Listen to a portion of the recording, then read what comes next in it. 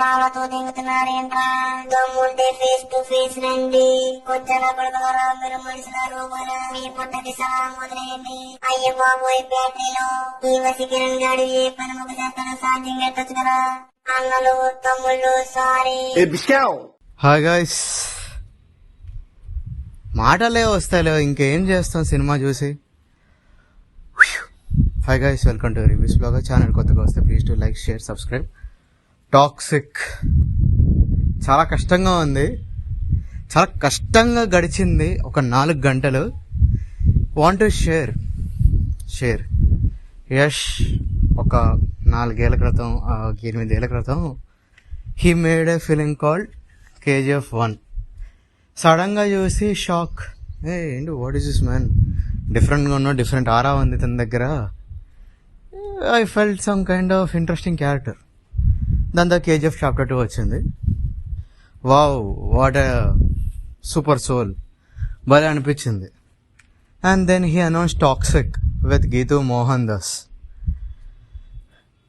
వెళ్తుంది నడుస్తుంది, 4 ఏళ్ళు అయిపోయినాయి. ఈరోజు వచ్చింది సినిమా థియేటర్లోకి. ఇది ఎలాంటి సినిమా అంటే, మీరు ఇలా ఒక సినిమా అని కూడా మీరు ఎక్స్పెక్ట్ చేయరు.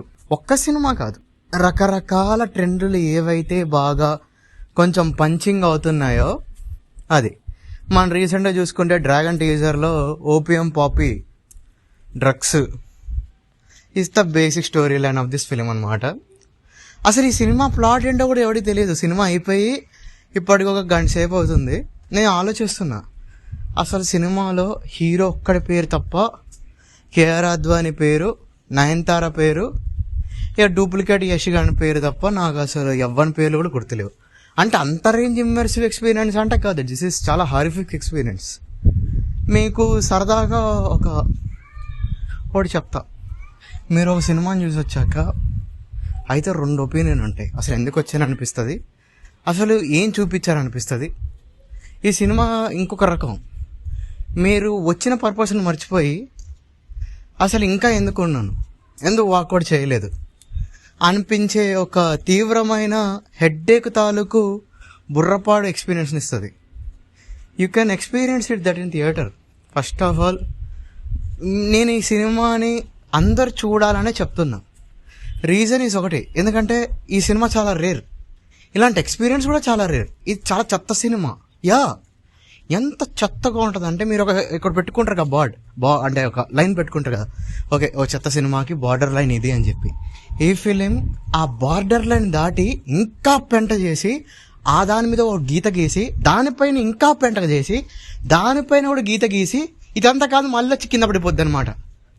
అంత చెత్త సినిమా అంటే వర్ణనానీతంగల్ ఆ రేంజ్లో ఉంటుంది. ప్లాట్ ఎన్నిసార్లు చెప్తారా ప్లాట్ అని చెప్పి, ఓకే ఇప్పుడు చెప్పేసుకుందాం, ర్యాండమ్ షీట్ అని మాట్లాడేసాం. ప్లాట్ ఏంటంటే, ఒక అక్క తమ్ముడు, పేరు గంగానో దుర్గానో పేరు కూడా గుర్తులే, కాసేపు మనం వద్దు కానీ, నయనతార క్యారెక్టరు, యశ్ క్యారెక్టరు చిన్నప్పుడు వాళ్ళ నాన్నని వాళ్ళ అమ్మ చాలా క్రూరంగా చంపేసి వాళ్ళని ఈ సొసైటీ చాలా క్రూరంగా నీచంగా అవమానిస్తుంది. సో దానికి రివెంజ్ కింద నయనతార క్యారెక్టర్, యశ్ క్యారెక్టరు ఏలాలి రాబాయ్, మొత్తం వేలాలి, ఈ గోవా సిటీని అంతా వేలాలి. ఈ సినిమా టైం పీరియడ్ వచ్చేసి చెప్తున్నా 1960లో జరుగుద్ది స్టోరీ.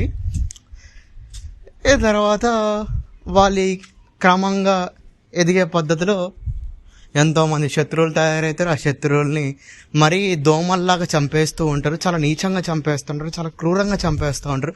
అసలు ఎందుకు చంపుతున్నారో తెలియకుండా చంపేస్తూ ఉంటారు. ఇంత చంపులాటలో చంపికం జరుగుతుంటే నడియా క్యారెక్టర్ కేఆర్ అద్వాని పరిచయం అయింది మన రాయా క్యారెక్టర్కి.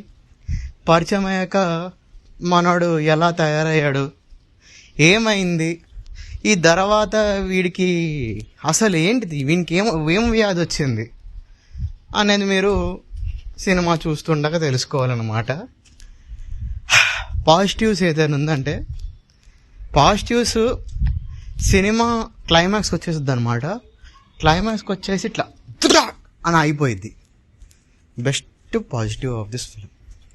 ఎస్, చాలా పాజిటివ్గా ఉంటుంది. ఎందుకంటే 4 గంటలు ఈ సినిమాని సర్వైవ్ అవడం అనేది it's not a joke brother, it's not a joke. అంటే ఫ్రమ్ ద ఫస్ట్ ఫ్రేమ్ నుండి లాస్ట్ ఫ్రేమ్ వరకు ఎంత హరండస్గా, ఎంత టార్చరస్గా, ఎంత హీనంగా, ఎంత నికృష్టంగా, ఎంత నీతి లేని విధంగా, ఎంత నీచంగా ఉంటుందంటే cinema. I can give example. మీరు ఇప్పటిదాకా చూసిన ఒక నీచమైన సినిమాని చూసుకోండి, అందులో అట్లీస్ట్ కొద్ది గొప్ప పాజిటివ్స్ ఉంటాయి. ఈ సినిమా ఒక్క పాజిటివ్ కూడా ఉండదు. Not even one my brother, not even one. ఏదైనా పాజిటివ్ థింగ్ ఉందంటే వీళ్ళు పెట్టుకున్న లీడ్ క్యాస్ట్ ఒక్క రుక్మిణి వసంత్ తప్ప అందరిది స్కిన్ షో అనేది ఎక్స్ట్రీమ్ లెవెల్లో ఉంటుంది. కొంతమందికి ఆహ్లాదకరంగా అనిపించింది. మొదట నాకు ఆహ్లాదకరంగా అనిపించింది, తర్వాత ఇలా అనిపించింది అనమాట. ఇక తర్వాత నెగిటివ్స్ మాట్లాడదాం. ముందు మన యష్ బాబు, నువ్వే ఈ సినిమా కథ రాసావంట, నువ్వే స్క్రీన్ ప్లే తీసావంట, నువ్వే ప్రొడ్యూస్ చేసావంట, నువ్వే యాక్షన్ కొరియోగ్రఫీ అంట, అన్నీ చేసి నువ్వు యాక్టింగ్ మర్చిపోయినావా బాబు? అమ్మో, నీ యాక్టింగ్ క్లైమాక్స్లో చూసాం. తట్టుకోవడం అనేది it's like winnowing A Nobel prize అనమాట. ఇంకొకసారి ప్లీజ్, మీరు ఏ రోజు కూడా యాక్టింగ్ చేయకండి. మీరు ఎలా ఉన్నారో అలానే చేయండి. మీ యాక్టింగ్ చాలా రోతగా ఉంది, చాలా కష్టంగా ఉంది. చాలా ఇంత దిగింది. నెగిటివ్ నెంబర్ 2, అసలు ఈ సినిమా కథ ఏంటి? కథే లేకపోవడం ఒక డిఫరెంట్ సినిమా. ఎంతసేపు ప్రతి 10 నిమిషాలకు అని చెప్పి గన్ల సౌండ్, రక్తపాతంతో కూడిన కత్తులు, ఓరిడమ్మ పేలులు. అస్సలు హెడ్ఏక్ ఎక్కడ స్టార్ట్ అవుతుంది తెలుసా? ముందు తల స్కల్ పైన స్టార్ట్ అయ్యి బ్రెయిన్ వెనక్కి వచ్చేసి అలా అని చెప్పి నా అయిపోయింది అనమాట. అలా అంటే మీరు ఈ సినిమా చూస్తున్నంతసేపు ఇఫ్ మీ దగ్గర మంచి స్నాక్స్ కొని పెట్టుకొని తింటుంటే మీరు సినిమా చూస్తున్న ప్రాంతంలో ఆ స్నాక్స్ యొక్క కవర్లు కూడా తినేస్తారు. అంటే అంత ఉత్కంఠంగా ఉందా అంటే కాదు. మీరు ఏం చేస్తున్నారో కూడా మీకు తెలియనంత రేంజ్లో ఇన్వాల్వ్ అయిపోతారు సినిమాలో. అంటే పిచ్చి పలు రకాలు, నవ్వడం, గెంతడం, అరవడం అన్నీ ఉంటాయి ఫిలింలో, అన్నీ. This film is not even worth of your watch, but definitely watch it. ఎందుకంటే మీరు వాచ్ చేస్తేనే అర్థమైద్ది రివ్యూయర్స్ ఒక గొప్పదనం. ఎందుకంటే వాళ్ళు ఎంత హరండస్ సినిమాలు వారాలు చూస్తారు. ఎందుకు ఇలాంటి సినిమాల్ని వేసుకుంటారంటే మీకు అర్థమవుద్ది. ఎన్ని సినిమాలు చూస్తాం, ఎన్ని నీచమైన సినిమాలు చూస్తాం.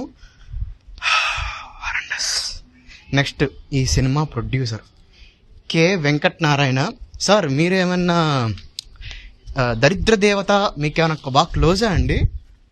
తెలియక అడుగుతున్నాను. మీ దరిద్ర దేవతతో కొంచెం స్నేహాన్ని కొంచెం పక్కన పెట్టి కొంచెం కథల మీద ఇంట్రెస్ట్ పెట్టండి. ఒక కేడీ ద డెవిల్, ఒక జననాయకన్, ఒక ఇప్పుడు ఇది ఏం దరిద్రపు కొట్టు రాసిరాని. ఇది ముట్టుకున్నదంతా మసి, పెట్టుకున్నదంతా కష్టంగానే ఉంది. మారాలయ్యా. నెక్స్ట్ నీ దాంట్లోనే చిరంజీవి సినిమా ఉంది, కాకా దండం రా దూత, రవి బస్రూర్ బీజియం. అసలు మొదట అనౌన్స్ చేసినప్పుడు దీనికి అనిరుద్ అన్నప్పుడు షాక్, ఏంట్రా వాట్ ఈస్ దిస్ అనుకున్నా. లేదు బ్యాక్ టు గ్రౌండ్ లాగా రవి బస్రూర్నే పట్టుకోవచ్చు. ఈ సారు అసలు ఏ సినిమాకి ఏమి ఇస్తాడో ఎవ్వని తెలియదు.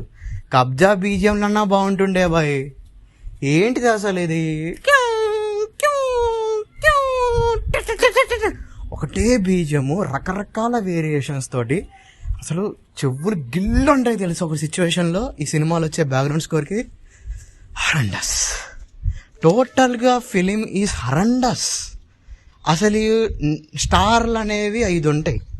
నెగిటివ్ స్టార్లు చాలా చాలా తక్కువ ఇవ్వడం. ఈ సినిమాకి నెగిటివ్ స్టార్లు కూడా కాదు, మైనస్లు పెట్టి ఇవ్వాలి. ఎన్ని మైనస్లు పెడితే అంత గొప్ప వాల్యూ అవ్వద్దు అనమాట. నిజంగా 4 ఏళ్ల తర్వాత యష్ ఇలాంటి ఫిలింతో రావడం అనేది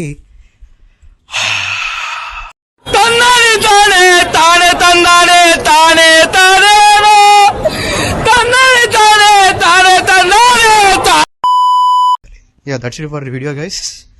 మా రివ్యూ ఇది రివ్యూలానే ఉండదు, ర్యాంటే. ఎందుకంటే ఈ సినిమాకి రివ్యూ ఇచ్చేవాడు నా దృష్టిలో చాలా నెత్తి మీద ఆకులు పండిపోయి ఉండాలి. నాకు అంత పండలేదు కాబట్టి నేను రివ్యూ ఇచ్చేంత గొప్పవాడిని కాదు. సో అందుకే ర్యాంట్ వేసుకున్నా. ప్లీజ్ ఇలాంటి సినిమాలు అందరూ మీరు థియేటర్లో చూడాలి, చూస్తేనే అర్థమవుద్ది.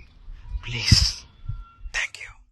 I'm very sure when they're coming out of the theater, they'll be like blown and they'll say, what the hell was that?